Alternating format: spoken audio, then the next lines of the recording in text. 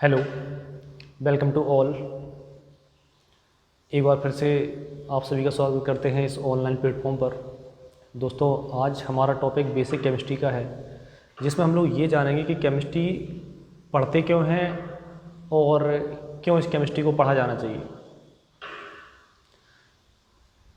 तो अगर आपको पदार्थों के बारे में थोड़ा सा भी अध्ययन करना है, पदार्थों के बारे में अध्ययन हम लोग इस केमिस्ट्री में करते हैं।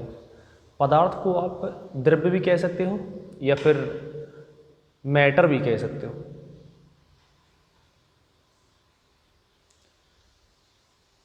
अच्छा, अब थोड़ा सा अगर इतिहास में जाएं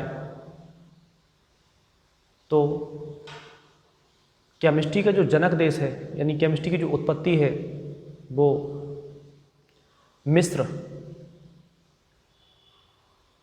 जिसको आप इजिप्ट की कहते हो, यहाँ से होती है। और इसका नाम केमिस्ट्री जो है वो कीमिया से पड़ा, क्योंकि कीमिया का जो अर्थ होता है वो होता है काला रंग। वहाँ के लोग काली मिट्टी को कीमिया कहते थे। कई बार प्रश्न बन जाता है कि हम लोग जनक किसको कहते हैं केमिस्ट्री का। तो एक वैज्ञानिक है लेवोजिए, इनको केमिस्ट्री का जनक कहा जाता है। अगर हम बात करें फिजिक्स की, तो फिजिक्स का जनक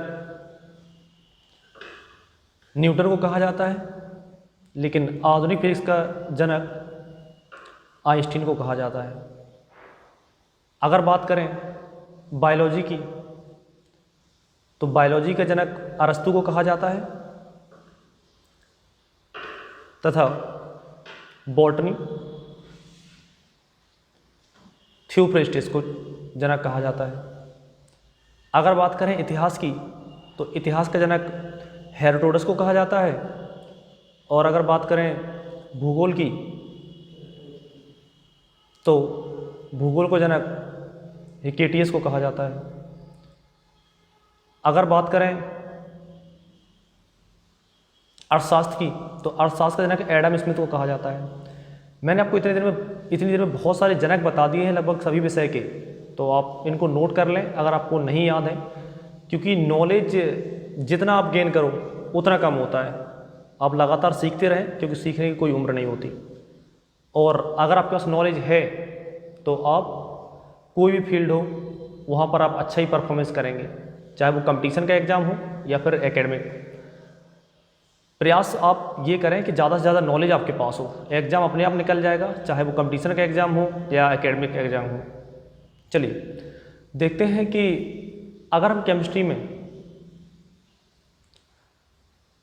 पदार्थों को बांटें, तो भौतिक अवस्था में हम लोग इनको तीन भाषाओं में, तीन वर्गों में बांट लिया गया है: ठोस, द्रव्य और गैस। लेकिन आजकल एग्जाम में बहुत ज़्यादा जब क्वेश्चन टफ बनाता तो पूछ लेता है पदार्थ की चौथी अवस्था कौन सी है, तो आंसर आपको प्लाज्मा बताना है वहाँ पर। ठोस क्या होते हैं, परिभाषा ठोस की अगर पूछी जाए, जनरली हम क्लास 11th में या 12th में जब ये बेसिक क्वेश्चन पूछते हैं केमिस्ट्री के, तो बच्चों के आंसर नहीं आते हैं। तो उन बच्चों से मेरा रिक्वेस्ट है कि वो अपना ये बेसिक ज़रूर क्लियर कर लें, जिससे कभी भी आपसे कोई भी प्रश्न पूछे तो आप वहाँ पर जवाब दे पाएँ। देखा जाता है कि 90% बच्चा शांत बैठता है। क्यों? क्योंकि आपने 9th और 10th का बेसिक जब क्लियर ही नहीं किया है, तो आप आंसर क्या बताएं क्लास में, या आप टीचर से पूछ भी नहीं पाते, क्योंकि आपको डर ही लगता है कि टीचर हमसे लौट के कुछ ना पूछ ले। तो आप डर के रहिए, टीचर से डिस्कस कीजिए, प्रयास कीजिए कि आपको हर एक जानकारी आपके पास हो, क्योंकि कंपटीशन का दौर है और इसमें सफलता जो लगभग मान लो 5 से 10% लोगों को मिलती है, 90% लोग यहाँ पर रह जाते हैं। तो अगर हम ठोस की बात करें तो ठोस में हमें सिर्फ एक चीज़ देखनी है कि आकार हमारे ठोस का निश्चित होगा, आयतन भी निश्चित होगा और ये बहते नहीं है। बहने का मतलब है जैसे आपने कोई ठोस रखा तो वो एक जगह रखा रहेगा, अपनी आकृति में कोई परिवर्तन नहीं करेगा। अब अगर द्रव की बात करें तो द्रव में आकार अनिश्चित होता है, आयतन लेकिन द्रव का निश्चित होता है। सपोज अगर आपने 1 लीटर कोई लिक्विड लिया, 1 लीटर जल लिया, तो वो 2 लीटर अपने आप नहीं बन जाएगा। बहने की बात करें तो द्रव की एक प्रॉपर्टी होती है, आप जिस सरफेस पे छोड़ देंगे ये उसी का आकार ग्रहण कर लेता है।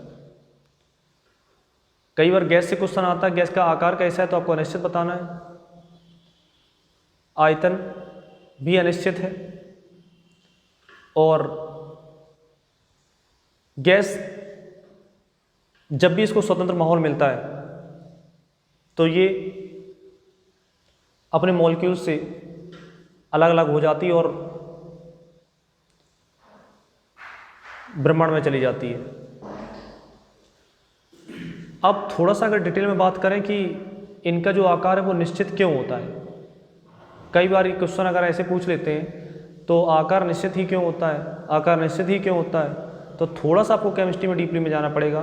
आपको इंटरमॉलिक्यूलर फोर्स यानी कि इनके अणुओं के बीच जो बल है वो आपको पता होना चाहिए